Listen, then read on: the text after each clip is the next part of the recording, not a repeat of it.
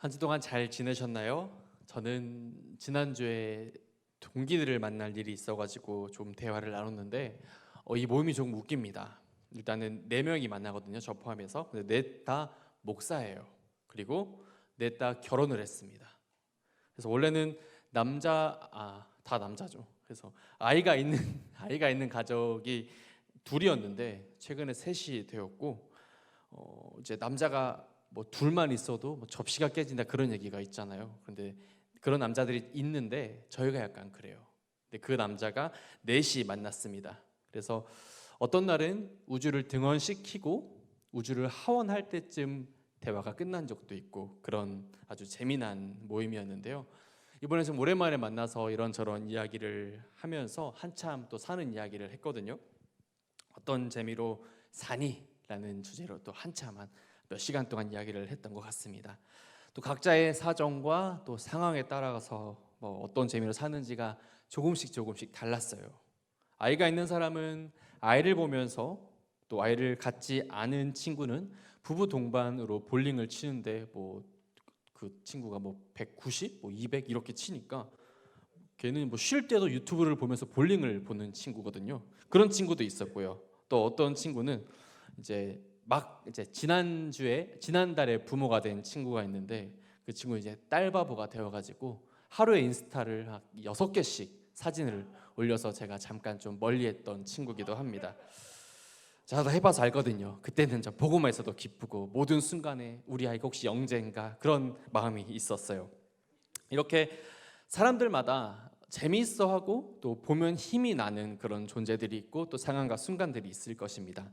어떤 사람들은 책을 보면서 기뻐하기도 하고 또 즐거움을 갖고, 또 어떤 분들은 돈을 버는 재미로 밤낮 일을 하기도 하실 거예요.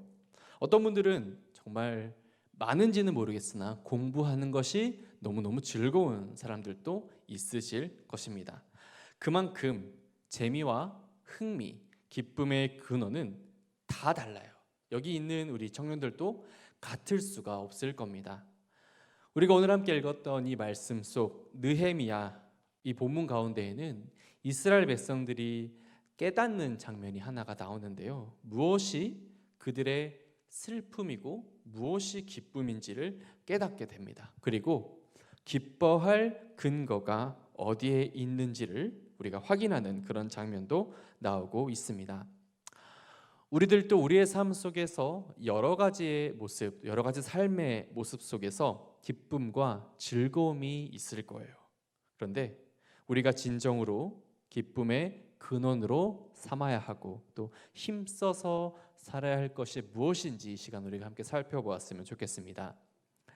오늘 본문 말씀을 보시면 이스라엘 백성들은 먼저 큰 기쁨 가운데 있었는데, 왜 그랬냐면 이스라엘 백성들이 이제 바벨론에서 탈출을 하고 힘을 합쳐서 예루살렘 성벽을 다시 지었기 때문입니다. 그동안 이제 이스라엘 백성들이 바벨론에서 오랜 포로 생활, 약 70년의 포로 생활을 하고 나서 풀려난 직후였고, 이제 민족성과 하나님과의 관계 회복을 위해서 예루살렘 성전을 다시 짓는 것이 최우선의 과제였거든요. 예루살렘 성벽은 굉장히 높고 또 길었지만 사람들이 각각 맡은 부분에 힘을 다해서 단 52일 만에 이 예루살렘 성벽을 짓죠. 실제로 굉장히 기쁨이 넘치고 엄청난 일을 한 것이지 않습니까? 이제 성벽 재건을 마쳤던 이스라엘 백성들이 며칠 후에 있을 나팔절을 기념해 가지고 이제 함께 모두 모여 기뻐하면서 나팔절을 기다리고 있었어요. 이스라엘 백성들에게 무엇보다 기쁨이 되는 것은 이제 자신들의 안전한 집, 또 집이 보호받고 또 성전이 더 이상 파괴되지 않는 성벽이 건축된 것이죠. 더 이상 나라와 집, 그리고 친구와 가족들을 잃어버릴 슬픔에서 벗어나 내 집과 또 적들의 침략에도 안전하게 지켜줄 성벽이 생겨서 굉장히 기뻐했습니다. 그 일을 위해서 모두 다 함께 모여서 기쁨으로 모여 있었죠. 이렇게 모였을 때 하나님께서 자신들에게 무너진 집을 다시 세울 수 있는 힘을 주신 것을 기뻐했던 것이었습니다. 그런데 그들의 지도자는 당시 느헤미야라는 선지자였는데요. 느헤미야는 이 상황을 약간 다르게 보았어요. 분명 이게 성벽을 건축한 일이 기뻐하고 좋아할, 축하할 일이 맞는데 뭔가 부족함을 느낀 것이죠. 외적으로 예루살렘 성벽과 성전이 건축된다고 하더라도 본질적인 것이 유대인들에게 세워져야 하는 것을 느헤미야는 생각했던 것입니다. 그래서 느헤미야는 선지자였던 에스라를 불러요. 에스라는 학자면서 제사장이었다라고 나와 있죠. 느헤미야와 에스라는 하나님의 성 예루살렘이 잘 재건되기 위해서 꼭 필요한 것이 무엇인가를 생각했습니다. 외적인 성벽과 성전이 세워지는 것 물론 중요했지요. 하지만 무엇보다 하나님의 말씀으로 예루살렘이 세워지고 또 사람들이 세워지는 것이 필요하다는 것을 깨달았던 것입니다. 외적으로 무엇인가를 세우는 것, 이것은 하나님을 알지 않는, 믿지 않는 사람들도 충분히 할 수 있는 일이었습니다. 하나님을 믿지 않는 사람들도 예루살렘보다 더 튼튼하고 높은 성을 쌓을 수 있어요. 여호수아가 점령했던 여리고 성을 쌓았던 사람들은 하나님을 믿지 않는 사람들이었습니다. 하지만 굉장히 튼튼하고 견고한 성을 쌓았죠. 하지만 하나님의 말씀으로 세워지지 않아서 하나님의 뜻 앞에서 무너질 수밖에 없었습니다.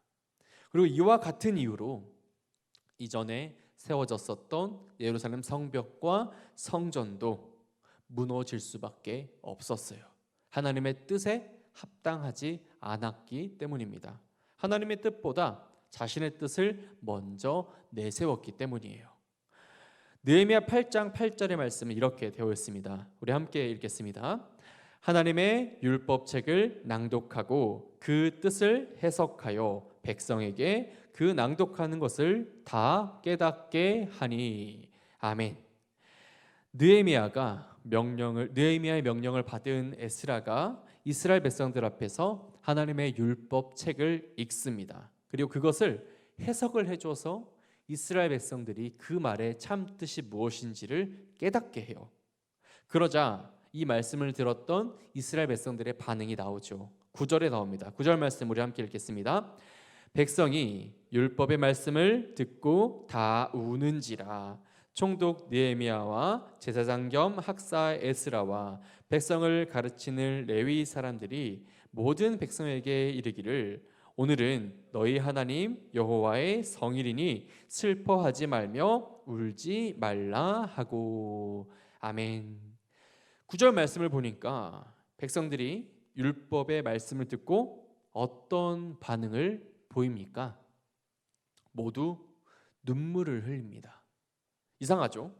성벽을 다 쌓았던 기쁨과 감격 대신에 그 가운데서 모였던 사람들이 하나님의 말씀을 듣고서 눈물바다가 된 것입니다. 그들이 눈물을 흘렸던 이유가 무엇일까요? 하나님의 말씀을 듣고 보니까 그 말씀의 참 뜻을 해석을 해보니까 자신들의 죄를 깨닫게 되었기 때문입니다. 이 말씀을 통해서 왜 예루살렘이 무너졌고 자기들의 조상들이 바벨론의 포로로 끌려갔는지를 알게 되었어요. 그리고 이제는 자기들도 모른 채 조상들의 행동을 그대로 따라하고 있었다는 것을 이스라엘 백성들이 깨닫게 된 것입니다. 비록 지금은 성벽을 건축한 기쁨 가운데 있었지만 이대로 똑같이 살면 언젠가 또다시 이 성벽과 성전은 무너질 수밖에 없겠구나라는 것을 깨닫게 된 것입니다. 오늘날 우리가 살고 있는 이 세상은 이스라엘 백성들과 같이 하나님 앞에 서서 나를 돌아보아야 하는 시대 가운데 살고 있습니다. 그 앞에서 우리들은 어떻게 해야 할까요? 웃을 수 있으시겠습니까? 아니면 눈물을 흘리시겠습니까? 근데 사람들은 울지 않습니다. 울어야 할 일이 없어서 울지 않는 것이 아니었어요. 하나님의 말씀이 없다고 생각했기 때문입니다. 그 말씀이 분명히 우리에게 들리고 있는데 우리가 그것이 하나님의 말씀인 것을 깨닫지 못했기 때문에 우리가 죄 가운데 있음을 알지 못했고 근심해야 할 때인 것을 알지 못한 채 살고 있었던 것이었습니다.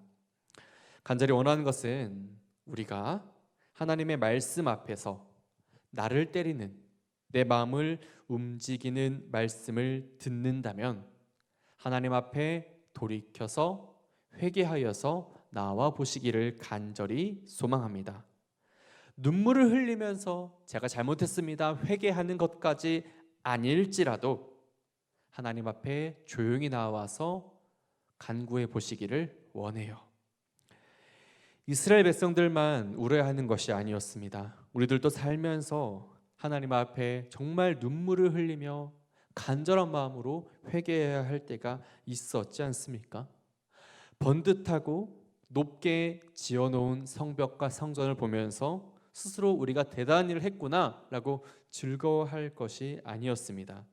좋은 집과 큰 교회를 다니면서 하나님께서 도우셔서 이 일을 했습니다 라고 즐거워하는 것이 아니라 하나님의 말씀대로 우리가 살지 못해서 이 말씀이 무너져 가고 있음을 보면서 오늘 말씀 속에 나오는 이스라엘 백성들과 같이 슬퍼할 수 있어야 하는 것이지요. 사랑하는 새벽의 설 청년 여러분, 우리의 신앙은 얼마나 주님의 말씀으로 세워졌고 또 그 말씀을 따라가려고 노력하고 있습니까? 말씀을 잘 붙잡고 있으신가요? 붙잡으려고 노력을 하시는 줄 물론 잘 알지만 우리가 더욱더 단단히 붙잡고 나아갈 수 있기를 간절히 소망합니다. 우리에게서 떨어지지 않도록 하나님의 말씀을 언제나 간직하는 우리 모두가 되기를 간절히 소망합니다. 두 번째로는 이런 눈물이 있기 위해선 하나님의 말씀을 경외하는 삶을 살아야 한다고 하였습니다. 5절의 말씀은 이렇게 되어 있어요. 에스라가 모든 백성 위에 서서 그들 목전에 책을 펴니 책을 펼 때에 모든 백성이 일어서니라. 아멘. 에스라가 하나님의 말씀을 읽을 때 이스라엘 모든 백성들이 자리에서 일어나서 그 말씀을 들었습니다. 그들은 하나님의 말씀을 들을 때 이 말씀에 대해서 경외함을 가지고 있었어요.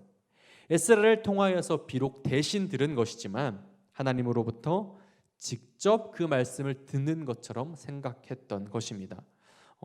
그걸 이렇게 생각해 보면 좋을 것 같아요.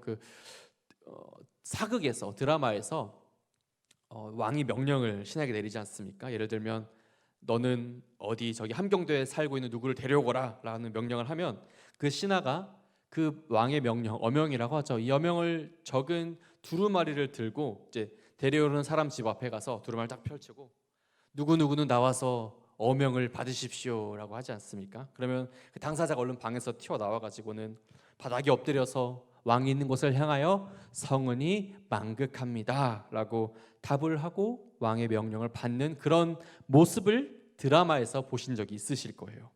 심지어 이 명령이 자기를 죽이는 사약을 받으라는 명령이라도 그 명령을 그냥 받지 않습니까? 왕은 그곳에 없지만 정말 왕이 내 앞에서 말한 것처럼 받는 것을 떠올려 보실 수 있으실 겁니다. 이 모습이 그대로 여기에 있어요. 에스라가 하나님의 율법의 말씀을 낭독할 때 모든 이스라엘 백성들이 그렇게 한 것이죠. 하나님의 명령으로 받아서 자리에서 일어나 말씀을 듣습니다. 6절 말씀 이렇게 되어 있어요. 우리 함께 읽어보겠습니다.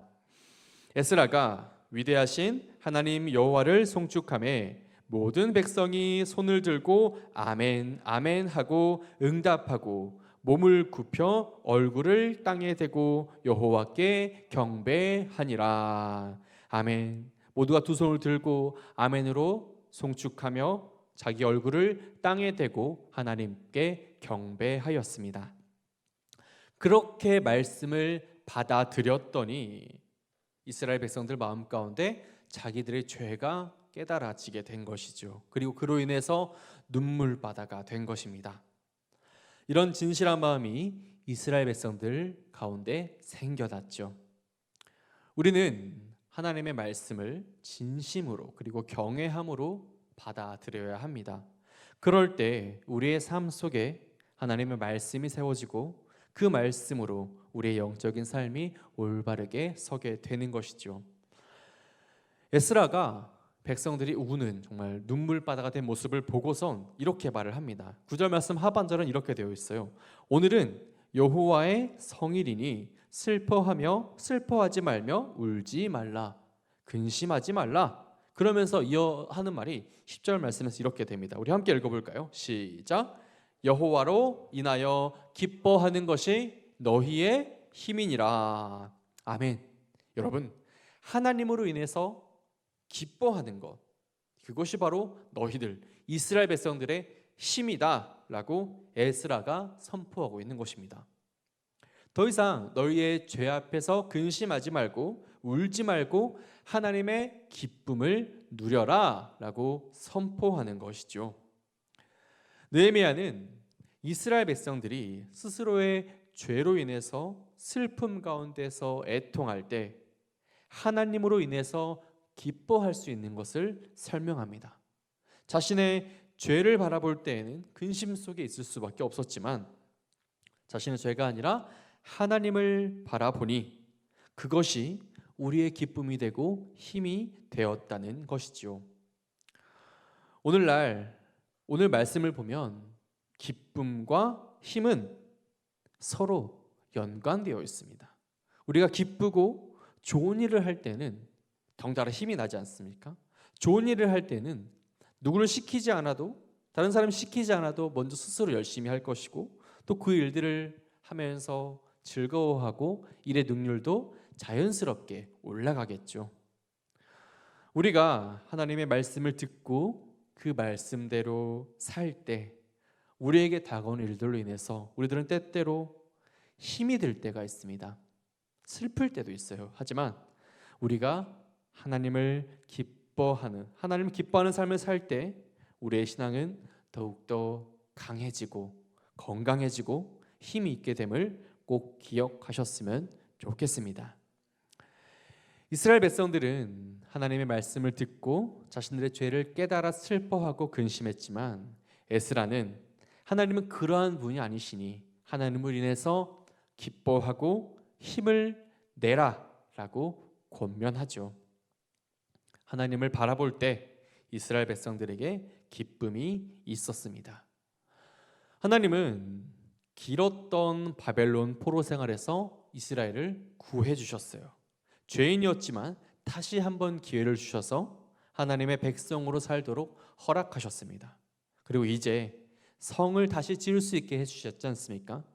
이러한 모든 것들이 하나님으로부터 인한 것이었습니다. 그래서 하나님으로 인해 기뻐하지 않을 수 없다라고 말한 것이죠. 그리고 그것이 힘이 되어서 하나님을 더욱 기쁘게 하는 말씀의 삶을 살아가게 된 것이었습니다. 느헤미야는 이제 우리는 여호와로 인해서 기뻐하고 힘을 냅시다 라고 말을 하고 있잖아요.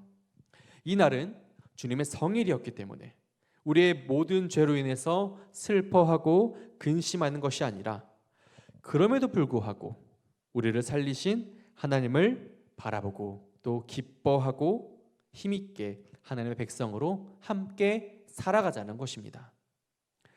느헤미야가 이렇게 말을 하자 사람들이 변화되기 시작했어요. 자신의 모습을 생각했을 땐 슬픔과 눈물밖에 없었는데 그럼에도 품어주시는 하나님을 떠올리니까 하나님의 은혜를 생각하니까 기쁨이 되었고 그것이 그들의 힘이 되었습니다. 그래서 모든 백성들이 나가서 함께 먹고 마시고 즐거워하죠. 12절 말씀은 이렇게 되어 있습니다. 모든 백성이 곧 가서 먹고 마시며 나누어 주고 크게 즐거워하니 이는 그들이 그 읽어 들려준 말을 밝히 알미라. 처음에 듣고 깨달았을 때에는 눈물을 흘렸는데 이 말씀의 참 뜻을 다시 한번 떠올려 보니까 밝히 알게 되니까 모두 나가서 기뻐하며 나누어 주고 크게 즐거워하죠. 어떻게 살아야 하는 것임을 알았고 그 말씀대로 살 것을 결단했더니 기쁨이 있게 된 것입니다. 우리의 모습과 세상의 여러 모습들을 보면 그 마음 속에 근심과 슬픔이 있을 것입니다. 그런데 그럼에도 불구하고 이 땅에서 우리들을 향한 구원을 만들어 가시는 하나님을 바라본다면 하나님을 인해서 기뻐할 수 있을 것이고 그로 인하여 힘을 낼 수 있습니다. 하나님을 바라보고 기뻐하고 하나님의 말씀대로 살아가는 것이 그리스도인의 참된 지혜임을 반드시 기억합시다. 세상 속 많은 사람들이 이 기쁨의 근원을 세상의 것에서 찾아가거든요. 하지만 우리들이 그리스도인들이 기뻐해야 하는 것, 이것은 오직 여호와로 인하여 기뻐하는 것, 이것임을 꼭 기억하십시오. 하나님께서 기뻐하시는 일을 우리가 함께하며 우리의 기쁨으로 삼고 살 때 그것이 우리에게 힘이 됨을 믿으시기를 소망합니다. 이 말인즉슨 우리가 아무리 즐거워하고 기뻐하는 일들이 있어도 그 일이 하나님으로부터 인한 것이 아니라면 그것은 나에게 있어서 결국 유익이 없다라는 말이 되기도 합니다. 갈라디아서 1장 10절의 말씀을 함께 화면을 보시면서 읽어보겠습니다. 이제 내가 사람들에게 좋게 하랴 하나님께 좋게 하랴 사람들에게 기쁨을 구하랴 내가 지금까지 사람들의 기쁨을 구하였다면 그리스도의 종이 아니니라. 아멘. 사도 바울의 고백인데요. 사도 바울은 자신이 가지고 있는 힘과 능력을 사람의 기쁨을 위해서가 아니라 하나님의 기쁨을 위해서 쓰이기를 간절히 원했습니다.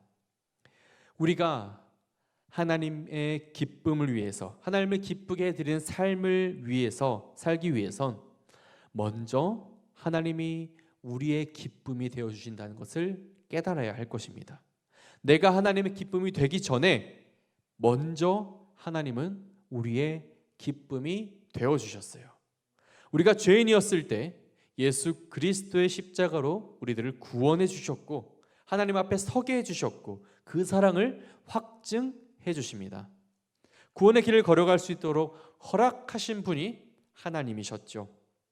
이제 우리는 우리의 외적인 삶뿐만이 아니라 우리의 내면의 모든 순간도 주관하시고 온전한 삶을 살 수 있도록 이끄시는 하나님 안에 살기를 간절히 소망합니다. 간절히 원하옵기는 이제 우리들이 무엇보다도 어느 누구보다도 여호와로 인해서 기뻐할 수 있기를 소망합니다.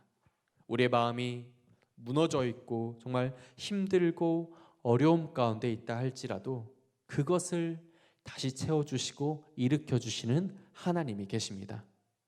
우리의 죄가 많지만 다시 기회를 주시는 하나님이 계십니다. 우리의 이 모습으로 인해서 하나님으로 인해서 기뻐할 수 있기를 간절히 소망합니다. 우리 삶 속에 일어나는 모든 기쁜 일들이 하나님을 기쁘시게 해드리고 우리의 기쁨이 하나님으로부터 인한 것이 되기를 간절히 소망합니다. 주님께서 주시는 기쁨 안에서 하나님이 나의 힘임을 고백하며 하나님을 기쁘게 하고 또 한 주간 기쁨 가운데 살아가시는 사랑하는 새벽이슬 청년들이 되시기를 우리 주님의 이름으로 간절히 축원합니다.